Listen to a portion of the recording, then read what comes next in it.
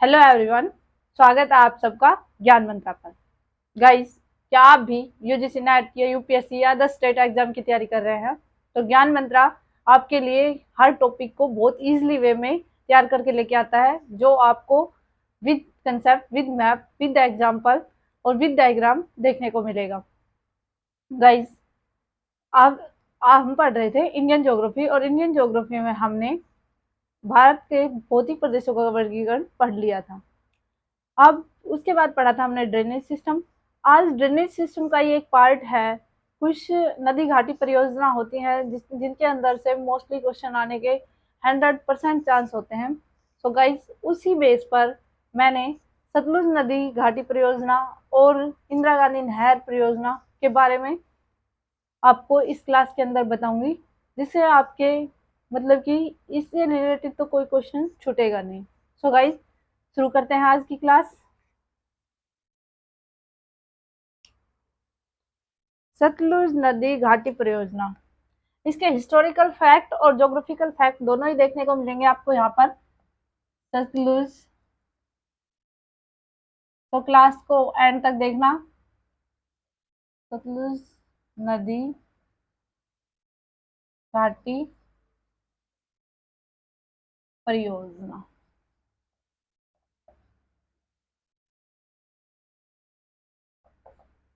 सतलुज नदी घाटी परियोजना, जब हम रिवर्स के बारे में पढ़ रहे थे उस टाइम मैंने सतलुज नदी के बारे में बताया था।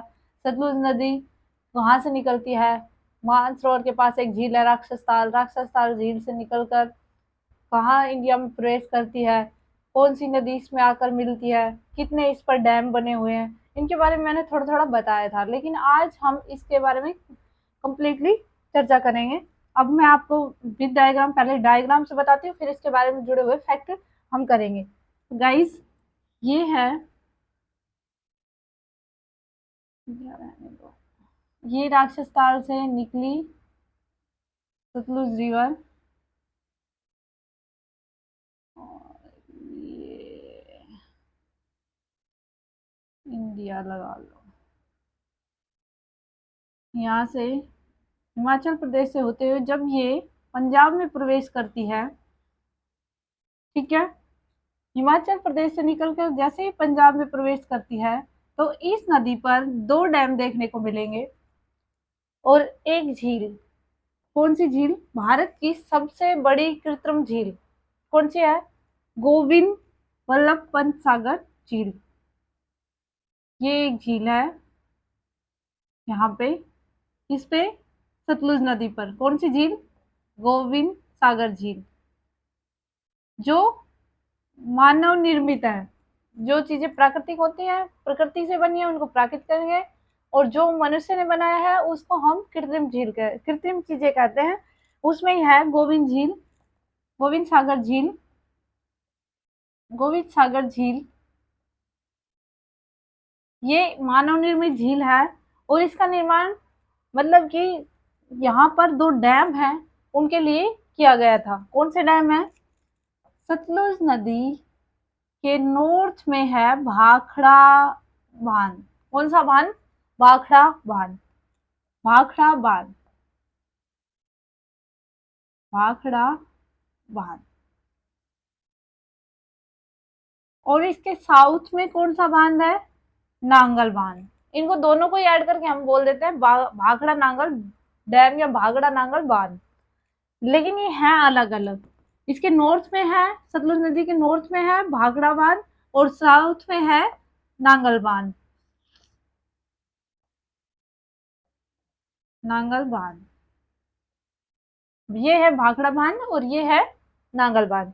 भाखड़ा बांध का निर्माण किस लिए किया गया? जल विद्युत के लिए। किस लिए? जल विद्युत के लिए। और इसकी जल विद्युत का लाभ किन किन स्टेट्स को मिलता है? पंजाब को, हिमाचल प्रदेश को, हरियाणा को और राजस्थान को। ये चार स्टेट है जो यहाँ से बिजली प्राप्त करते हैं। भाखड़ा नांगल बांध विश्व का दूसरा और भारत का पहला गुरुत्व डैम है, गुरुत्व बांध है। इस चीज को भी मैं नोट आउट करवा दूंगी, इन चीजों को आप यहाँ पर समझिए पहले इसको डायग्राम से। और नांगल बांध का निर्माण किस उद्देश्य से किया गया? सिंचाई के लिए। किस उद्देश्य से किया गया? सिंचाई के लिए। अब क्लियर हो गई चीजें। बाघड़ा बांध का निर्माण जल विद्युत के लिए, और नांगल का निर्माण, नांगल बांध का निर्माण सिंचाई के लिए किया गया। ठीक है। इससे आगे जब सतलुज नदी आगे बढ़ती है तो पंजाब के अंदर ही व्यास नदी आकर मिलती है सतलुज नदी के अंदर। और यहाँ पर जब व्यास नदी सतलुज नदी में मिलती है तो एक बांध है, हैरी के बैराज बांध। कौन सा? हैरी के बैराज बांध। हैरी के बैराज बांध। और जब व्यास नदी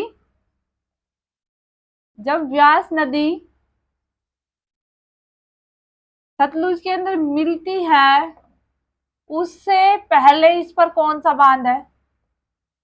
व्यास नदी सतलुज नदी से मिलती है, उससे पहले व्यास नदी पर है पोंग बांध। पोंग बांध।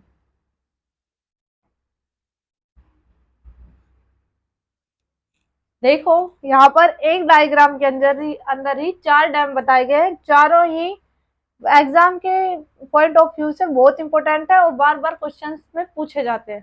सो गाइस, ये हैरी के बैराज बांध है। और हैरी के बैराज बांध से बार बार आपने कहीं ना कहीं जनरल नॉलेज के क्वेश्चन में कहीं भी पढ़ा होगा, इंदिरा गांधी कहाँ से निकाली गई है? हैरी के बैराज बांध से। अब यहाँ से जब व्यास और सतलुज मिलती है, यहाँ से निकाली गई है इंदिरा नहर, भारत की सबसे बड़ी नहर, जो पश्चिमी राजस्थान को सिंचित करती है। और राजस्थान की गंग नहर या मरुस्थल की गंग नहर या राजस्थान की जीवन रेखा कहलाती है। अब हम बात करेंगे इन दोनों के बारे में कि भाखड़ा डैम का निर्माण कब शुरू हुआ, कैसे कैसे मतलब इसमें उतार चढ़ाव आए, और उसके बाद इंदिरा गांधी नहर का निर्माण कब शुरू हुआ, कब ये बनकर तैयार हुई, इसके बारे में हम फैक्ट देखते हैं। इतना डायग्राम में आपने समझ लिया होगा ये कहाँ है, कौन कौन से डैम है। अगर इतना समझ आ गया तो अब आगे जब मैं नोट करूंगी चीजों को, वो आराम से इजिली समझ आएंगी।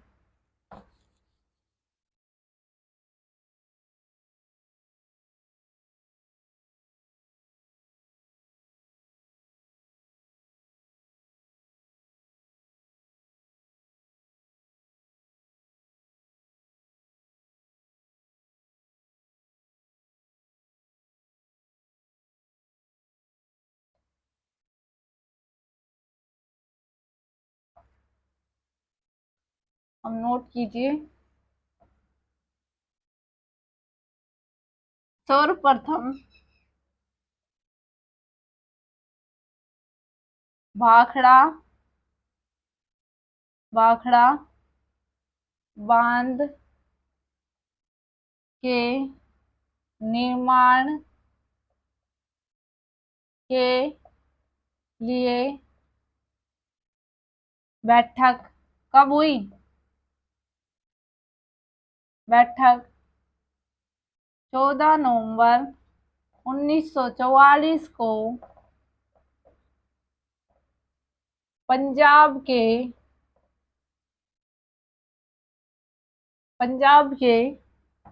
राजस्व मंत्री, उस टाइम पंजाब के राजस्व मंत्री सर छोटू राम हुआ करते थे, इसलिए ही भाखड़ा बांध का जनक सर छोटू राम को कहा जाता है। राजस्व मंत्री छोटू राम, सर छोटू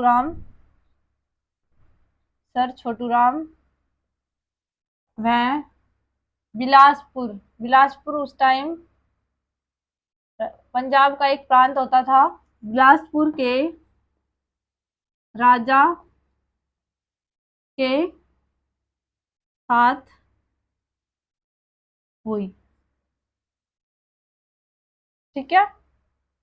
सर्वप्रथम कब इसके बारे में पहली बैठक कब हुई? सन 1944 में।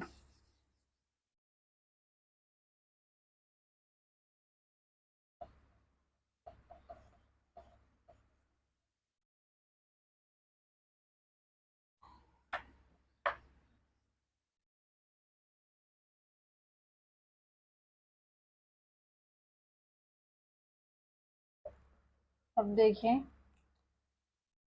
सन 1946 में इसके लिए कार्य शुरू हुआ और 1948 में बंद भी हो गया।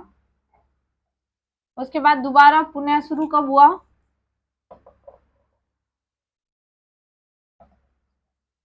सन 1955 में। उस टाइम प्रधानमंत्री थे जवाहरलाल नेहरू। जवाहरलाल नेहरू जी ने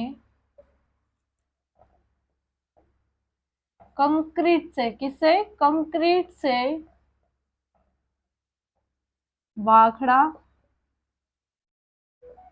बांध का निर्माण शुरू करवाया।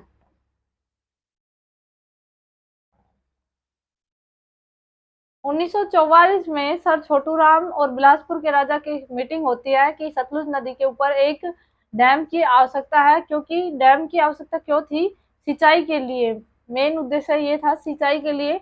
बाद में इसको मतलब कि जल विद्युत के अंदर कन्वर्ट कर दिया गया और नांगल डैम को सिंचाई के लिए। इसी उद्देश्य से यहाँ पर 2 बांध बनाए गए हैं।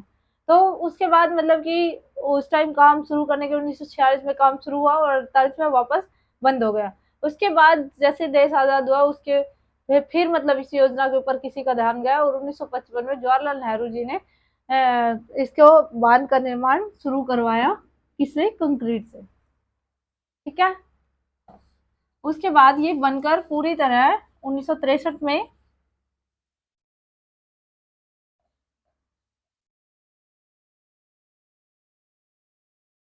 1963 में ये बनकर पूरी तरह तैयार हो गया था।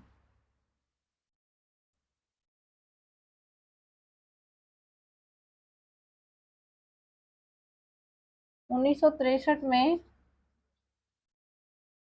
भाखड़ा बांध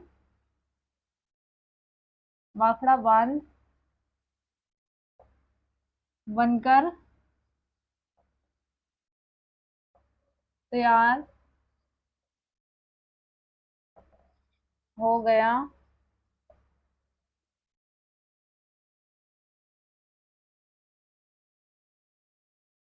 बनकर तैयार हो गया। पेन दूसरा लेते हैं, एक सेकंड।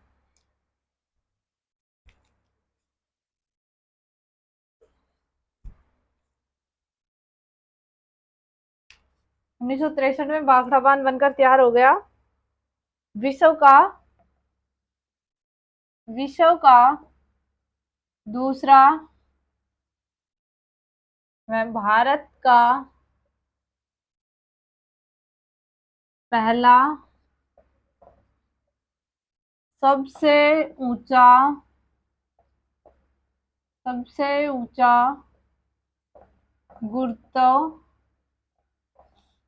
बांध, ग्रेविटेशनल बांध या गुरुत्व बांध है भाखड़ा बांध। भारत का सबसे ऊंचा बांध तो टिहरी बांध है। जब मैं नदियों के बारे में पढ़ा रही थी वहां पे मैंने बताया था, जब भागीरथी नदी भीलगंगा नदी से मिलती है उस पॉइंट पर टिहरी बांध बनाया गया है। तो भारत का सबसे ऊंचा बांध तो टिहरी बांध है, लेकिन गुरुत्व बांध की बात करें तो वो भाखड़ा बांध है। ठीक है, इतना समझ आया?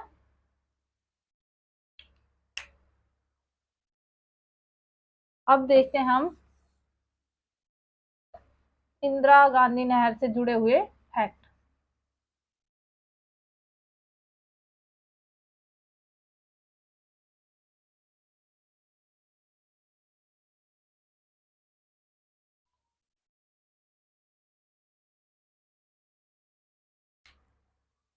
सर्वप्रथम इस नहर का निर्माण, सॉरी ऊपर तो बदलो, इंदिरा गांधी नहर।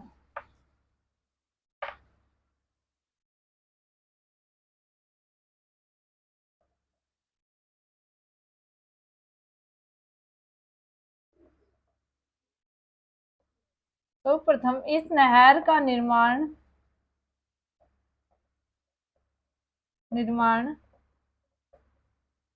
1927 में शुरू किया, परंतु पूरा नहीं हो पाया, पूर्ण नहीं हो पाया, लेकिन ये पूरा नहीं हो पाया। उसके बाद सन 1958 में सतलुज नदी के हैरिके बैराज, हैरिके नामक स्थान है इसलिए वहां पर हैरिके बैराज बोला गया। हैरिके बैराज नामक स्थान से एक नहर के निर्माण का कार्य किसने शुरू करवाया? गोविंद वल्लभ पंत। कौन थे उस टाइम के उपराष्ट्रपति? उपराष्ट्रपति उपराष्ट्रपति ने शुरू कराया, शुरू कराया। देखिए यहाँ पर 1958 में पुनः इस पे कार्य शुरू हुआ। गोविंद वल्लभ पंत जो उस टाइम के उपराष्ट्रपति थे, उन्होंने उनके कर कमलों से ये कार्य शुरू हुआ और ये पूरी तरह निर्मित 1961 में हो गई थी।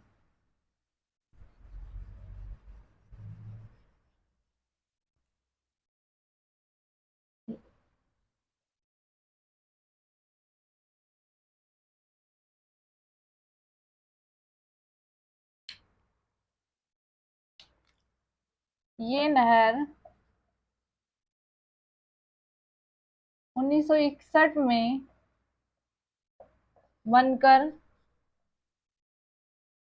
तैयार हो गई थी। इसमें 7 लिफ्ट है। कितनी लिफ्ट है? 7 लिफ्ट है। अभी मैं डायग्राम के अंदर बताऊंगी। इसकी कुल लंबाई, इसकी कुल लंबाई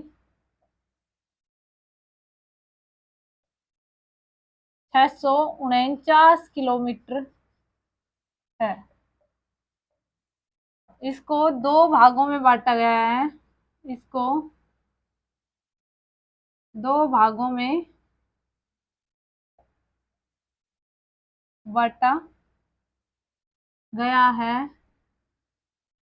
कौन कौन से? राजस्थान, राजस्थान फीडर और मुख्य नहर। अभी डायग्राम के अंदर करूंगी तो ये क्लियर हो जाएगा। राजस्थान फीडर कहाँ से कहाँ तक है, मुख्य नहर कहाँ से कहाँ तक है। ये हैरिका बैराज से, हैरिका बैराज से निकाली गई है। राजस्थान में ये हनुमानगढ़ जिले में प्रवेश करती है। उसके बाद ये बीकानेर तक जाती है। तो यहाँ पर देखना डायग्राम से राजस्थान फीडर और मुख्य नहर। राजस्थान फीडर की लंबाई है 204 किलोमीटर और मुख्य नहर की लंबाई है 445 किलोमीटर। मुख्य नहर राजस्थान के अंदर सबसे ज्यादा सिंचाई करती है और वैसे भी इस नहर का मुख्य उद्देश्य राजस्थान मरुस्थलीय हिस्से को सिंचित करना है।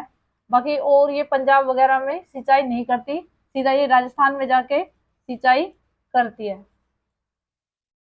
देखिए यहाँ पर डायग्राम में ये है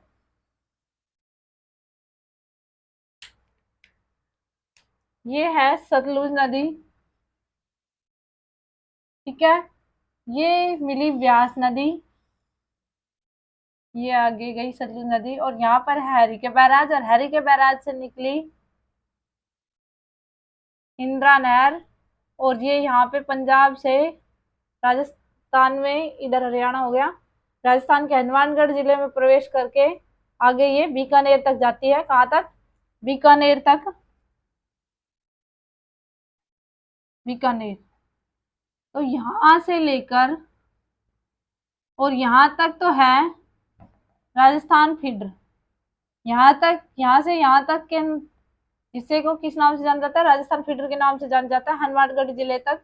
और ये है 204 किलोमीटर इसकी लंबाई। और इसके बाद यहाँ से यहाँ तक ये है मुख्य नहर, मुख्य नहर, और इसकी लंबाई है 445 किलोमीटर, ठीक है। अब समझ आया इंदिरा गांधी नहर का कंसेप्ट। और इसके 7 चैनल जो इसके पश्चिमी पश्चिमी राजस्थान को सिंचित करती है, ये हैं इसके 7 फीडर। आशा करती हूँ गाइस आज की कंसेप्ट की क्लास समझ आई होगी।